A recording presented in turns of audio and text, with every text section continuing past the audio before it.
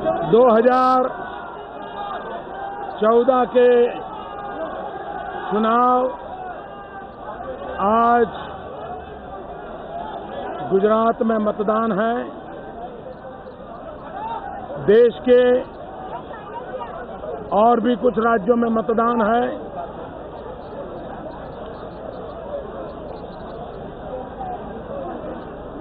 चुनाव ये लोकतंत्र का महापर्व होता है और लोकतंत्र के इस महापर्व में सभी नागरिकों ने उत्साह और उमंग के साथ सम्मिलित होकर के लोकतंत्र को मजबूत बनाना होता है। मैं विशेष रूप से गुजरात के मतदाताओं का अभिनंदन करता हूं कि पूरा चुनाव अभियान बहुत ही शांतिपूर्ण ढंग से संपन्न हुआ है।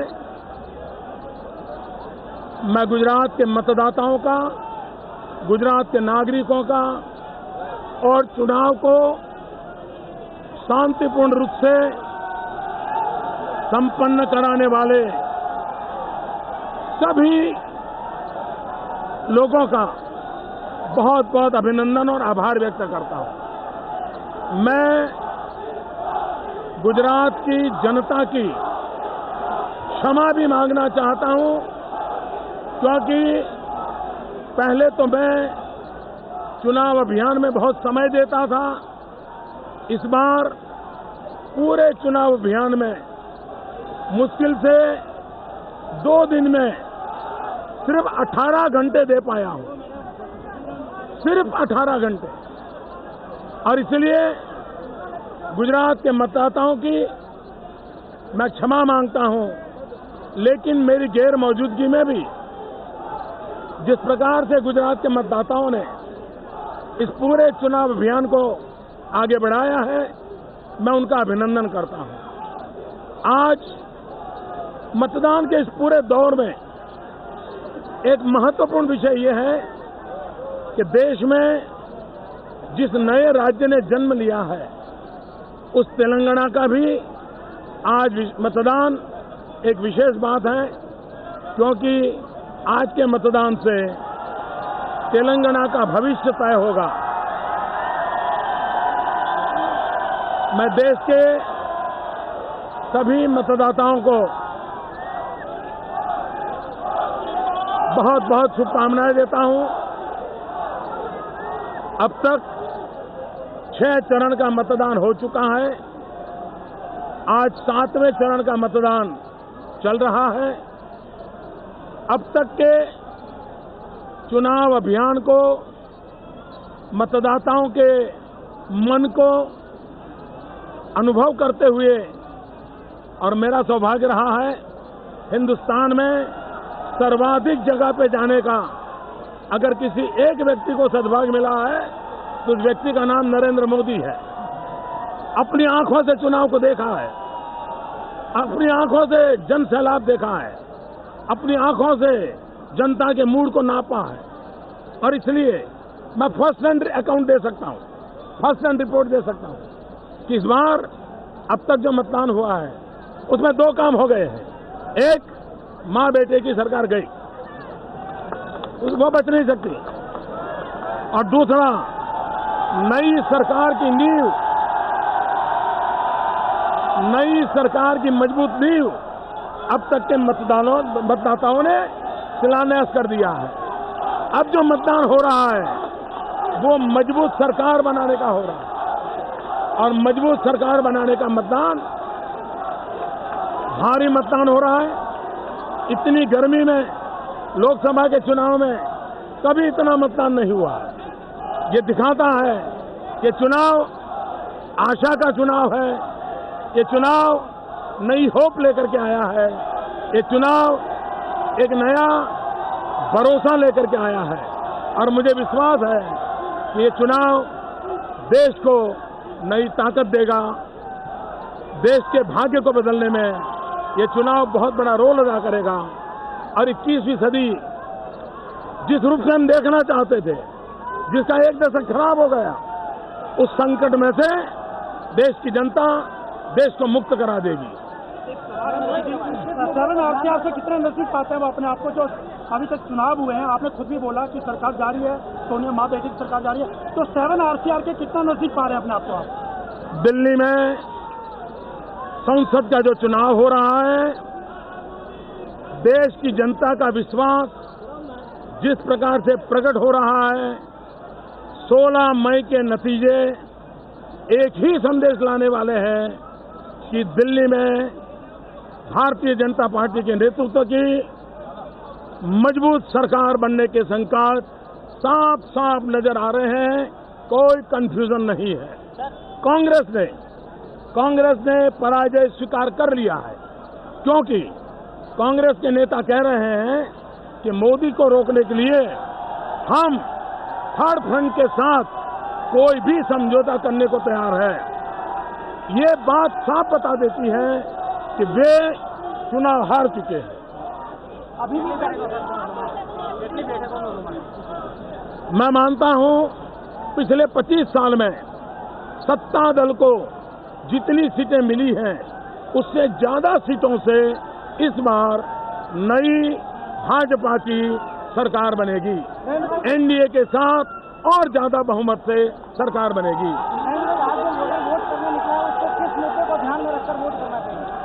मैं मतदाताओं को हमेशा कहता हूं, ये चुनाव विकास के लिए होना चाहिए, ये चुनाव सुराज्य के लिए होना चाहिए। महंगाई ने गरीब को मार दिया है, बेरोजगारी ने नौजवान के जीवन को तबाह कर दिया है, भ्रष्टाचार ने देश को खोखला कर दिया है। देश को भ्रष्टाचार से मुक्त करना है, देश को महंगाई से मुक्त करना है, देश को बेरोजगारी से मुक्त करना है। किसान आत्महत्या कर रहा है, आत्महत्या करने वाले किसान को बचाना है। माँ बेटियों पर बलात्कार हो रहे हैं। हम लोगों का दायित्व है समाज के नाते, सरकार के नाते, कि हम हमारी माँ बेटियों को सम्मान दें, हमारी माँ बेटियों को सुरक्षा दें। और दिल्ली जो बलात्कार की नगरी बन गई है, हम माँ बेटियों के सम्मान के लिए काम करें। इन्हीं मुद्दों पर वोट करना चाहिए। और मैं देश के मतदाताओं को कहता हूं, आप जब मतदान करने जाए तो उस निर्भया को मत भूलना। आप जब मतदान करने जाए तो उन बेरोजगार नौजवानों को मत भूलना। आप जब मतदान करने जाए तो लाखों किसानों ने आत्महत्या की है, उसको मत भूलना। आप जब मतदान करने जाए तब लाखों किसानों ने आत्महत्या की है, उसको मत भूलना। आप जब मतदान करने जाए तब हमारे जवानों के सर काट करके पाकिस्तान ले गया था, उसको कभी न भूले। भाइयों बहनों, 10 साल देश पर जो जुल्म हुए हैं, उसको भूल करके मतदान मत करना। उन सबको याद रख करके अपने उज्जवल भविष्य के मतदान करें। मोदी जी, आपने शुरू में विकास के मुद्दे पर चुनाव लड़ा था। शुरू से आप बोलते थे कि विकास, एडमिनिस्ट्रेशन, तमाम चीजें, सुशासन आगे बढ़ना चाहिए, लेकिन बीच में कहीं आकर के व्यक्तिगत अटैक भी करने शुरू कर दिए। क्या आपको लगता है ठीक है क्या चुनाव के लिए? आज भी, अभी भी हम एक ही बात बोलते हैं, विकास विकास विकास, सुशासन सुशासन सुशासन, महंगाई के खिलाफ, भ्रष्टाचार के खिलाफ, कुकर्मों के खिलाफ। लोकतंत्र में जनता को प्रशिक्षित करना, उसी को लेकर के चले हैं।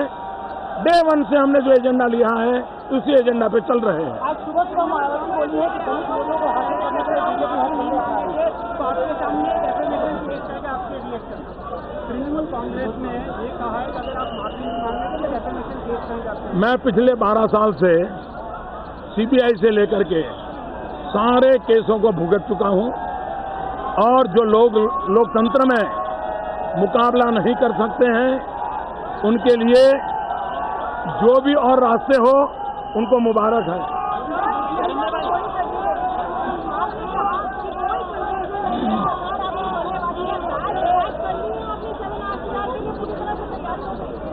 भारतीय जनता पार्टी के नेतृत्व में दिल्ली में मजबूत सरकार बनने वाली है, और देश की भलाई के लिए करने वाले कामों का खाका भारतीय जनता पार्टी के पास तैयार है।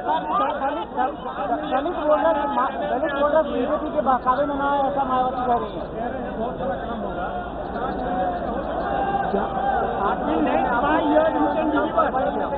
जब मैं गुजरात में 2001 में आया था, भयंकर भूकंप था, गुजरात मौत की चादर ओढ़ करके सोया था। सारी दुनिया कहती थी कि अब गुजरात गया, अब गुजरात खड़ा नहीं हो सकता है, गुजरात कोई बचा नहीं सकता है। जनवरी में भूकंप आया था, मैं अक्टूबर में आया था, और 3 साल के भीतर भीतर 30-32 महीने में हमने गुजरात को मौत की चादर ओढ़ा हुआ सोया हुआ गुजरात खड़ा कर दिया था, दौड़ाया था और विकास की नई ऊंचाइयों पर ले गए थे। ये देश में बहुत ताकत है, 125 करोड़ देशवासियों की ताकत पर मेरा भरोसा है, और इसलिए एक बार हिंदुस्तान का एक नागरिक एक कदम चले तो हिंदुस्तान 125 कदम आगे बढ़ जाएगा। मोदी जी, ममता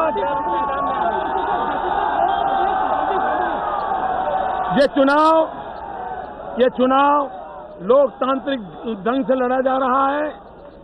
ये चुनाव आशा का चुनाव है, विश्वास का चुनाव है, भरोसा का चुनाव है। देश की आशा भाजपा में है, विश्वास भाजपा में है, भरोसा भाजपा में है। देश का मतदाता भाजपा लाने के लिए पॉजिटिव वोट कर रहा है। मोदी जी, एक सवाल है, मुझे एक तरफ रह गए, आप अकेले निशाने पे मैदान में आ चुकी है, मां बेटी के साथ सीएम का वादा भी टूट चुकी है, आपको क्या लगता है? मोदी जी, एक सवाल ये है कि मुद्दे एक तरफ रह गए और सबके निशाने पर आप आ गए, तमाम पार्टियों के, चाहे ममता हो, जयललिता, मायावती हो, सब तमाम लोग। ऐसी गलती मत कीजिए। उनका डे 1 से, आप देखिए, डे 1 से जब से मुझे पार्टी ने प्रधानमंत्री पद के उम्मीदवार घोषित किया, मैं लगातार सोचता रहता हूं कि बेरोजगारी की समस्या का हल क्या हो, किसानों की समस्या का हल क्या हो, महंगाई की समस्या का हल क्या हो। सोचता रहता हूं, 24 घंटे सोचता रहता हूं। मैं समस्याओं का हल ढूंढता हूं और हमारे विरोधी मोदी का हल ढूंढ रहे हैं। तो पहले दिन से ही वो मोदी का ही हल ढूंढ रहे हैं। उनका एजेंडा मोदी ही है, भाजपा का एजेंडा भारत है, देश की चिंता है। उनका चुनाव कुर्सी बचाने के लिए है, हमारा चुनाव देश बचाने के लिए है। मंत्रिमंडल बहुत बदनाम हुआ है, नरेंद्र मोदी का मंत्रिमंडल अगर वो सीएम बन जाते हैं कैसा रहेगा? आप बोलते हैं मिनिमम गवर्नेंस 16 तारीख को कुछ सवाल बाकी रखोगे कि नहीं रखोगे? एक आखिरी सवाल है, मोदी जी, पहला काम क्या करेंगे? वोटर्स को बहकाया जा रहा है और दूसरी तरफ अपमान किया जा रहा है दलित वोटर्स को लेकर के। बड़ौदा में लोकतांत्रिक प्रक्रिया से एक दलित बेटा कांग्रेस का उम्मीदवार घोषित हुआ और अचानक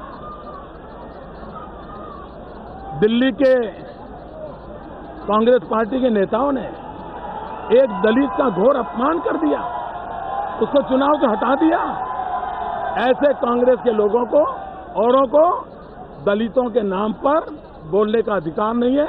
हरियाणा में दलित कन्याओं पर जिस प्रकार से बलात्कार हुआ, उसका वो जवाब देने को नहीं है। स्वयं उत्तर प्रदेश में सबसे ज्यादा दलितों के खिलाफ क्राइम अगर पिछले 10 साल में हुए हैं तो उत्तर प्रदेश में हुए हैं। सबका, सपा, बसपा, कांग्रेस तीनों दलितों को बर्बाद करने में नंबर 1 पर रहे हैं। एक सवाल मोदी जी, प्राइम मिनिस्टर बनने के बाद पहला काम आप क्या करेंगे? क्या लोग उम्मीद करें कि प्राइम मिनिस्टर बनते ही आप एक पहला काम क्या करेंगे आप? 16 मई को बाद आप मिलिए। सर, आपके बाद गुजरात का नेतृत्व कौन देंगे? 16 मई के बाद आपका स्वागत है इन सारे सवालों के लिए। सीएम बनो तो पहलू काम इन्होंने पूछ लिया, मैं जवाब दे दूंगा।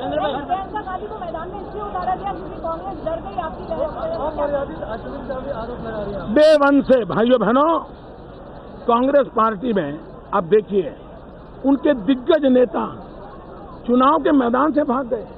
ऐसा चुनाव देखा है जहां प्रधानमंत्री खुद चुनाव नहीं लड़ रहे, वित्त मंत्री चुनाव नहीं लड़े, सारे उनके बड़ी दिग्गजों की टोली चुनाव से मैदान के भाग गई है।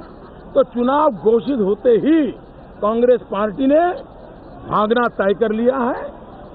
वो अब कोई नेता अपने को बचाने में लगा है, कुछ नेता कुर्सी बचाने में लगे हैं। और कुछ नेता कांग्रेस की आबरू बचाने में लगे हैं। और अधिक उनका कोई एजेंडा नहीं है। हमारा काम है नौजवानों के भविष्य को बचाना, हमारा काम है किसानों के सपनों को बचाना, हमारा काम है माँ बेटी की इज्जत बचाना, हमारा काम है भारत के भाग्य का को बदलाव लाना। और इसलिए हमारा एजेंडा एक ही है, देश बचाओ, देश को आगे बढ़ाओ। इसी एजेंडा पर हम अड़े हुए हैं। नरेंद्र भाई, वर्मा क्षेत्र, कुरुक्षेत्र का ये चुनाव देखा जा रहा है, एनडीए सरकार। मैं समझता हूं अब आपके सवालों का खजाना खाली हो गया है। मैंने भरपूर टाइम दे दिया है। बहुत मित्रों, एक मिनट, आप लोगों ने फिर एक बार गुजरात के मतदाताओं का बहुत बहुत अभिनंदन। मैं फिर एक बार मतदाताओं को कहता हूं, मुझे आज बिहार जाना है, मुझे आज आंध्र प्रदेश जाना है। मुझे विश्वास है मेरी गैर हाजिरी में भी गुजरात शानदार, जानदार, शांतिपूर्ण मतदान करके गुजरात के भविष्य को बनाएगा। मेरी गुजरात के मतदाताओं को बहुत बहुत शुभकामना। मैं काला टीका लगा करके आया हूं। ये काला टीका भारत के लोकतंत्र पे कोई दाग नहीं ले देगा। ये काला टीका भारत के भविष्य पर कोई दाग नहीं लगने देगा। इस काले टीके को आप भी लगवाइए। बहुत बहुत शुभकामनाएं। भारत माता की जय। सामने लोग खड़े हैं सर, सामने लोग खड़े हैं, ऊपर